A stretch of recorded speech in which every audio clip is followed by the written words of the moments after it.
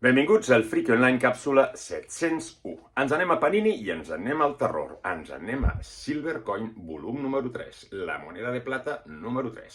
Aquestes històries de terror dibuixades per Michael Walsh, ideades per Michael Walsh i amb diferents guionistes. Històries curtes que comencen i acaben, com serien els còmics d'Ece de l'època, però això sí, amb un fil conductor que les uneix totes, que és aquesta moneda de plata. Una moneda que en el número 2 vam saber més o menys d'on venia i que quan la té algú, la posseeix algú, es desencadena literalment l'infern.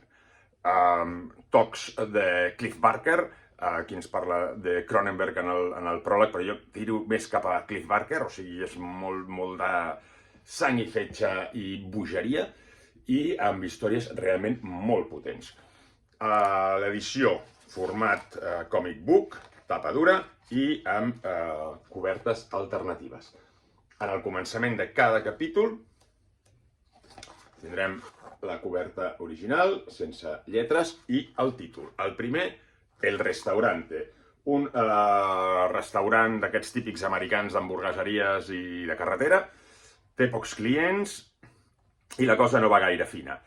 La moneda va a parar a mans de la seva propietària i demana, per favor, tenir molts clients i que tinguin molta gana. Aquí ho deixo. La segona història, Hasta el amanecer, una història ambientada a la Segona Guerra Mundial. Ambientada a la Segona Guerra Mundial d'un soldat que té por de matar i que també anirà a parar-li aquella moneda de plata. Seguim amb El Umbral, una història molt rocambolesca d'una parella que primer està molt enamorada i després la cosa va canviant i que estan esperant un nen. Molt boja, molt Barker en aquest sentit, molt baixada a l'infern total. Un altre que tenim serà El Mal de Ojo, una història ambientada en plena pandèmia, a ple finals del confinament, on també una parella ha conviscut junta i ho han passat malament amb aquest confinament. La cosa també va pel pedregal quan els hi apareix aquella moneda. I per acabar,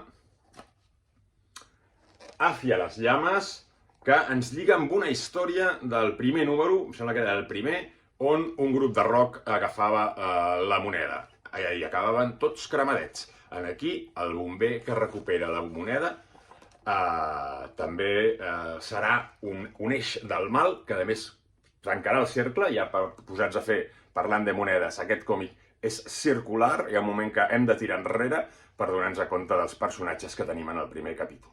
O sigui, una història, mai més ben dit, rodona de terror. Salut i a llegir còmics.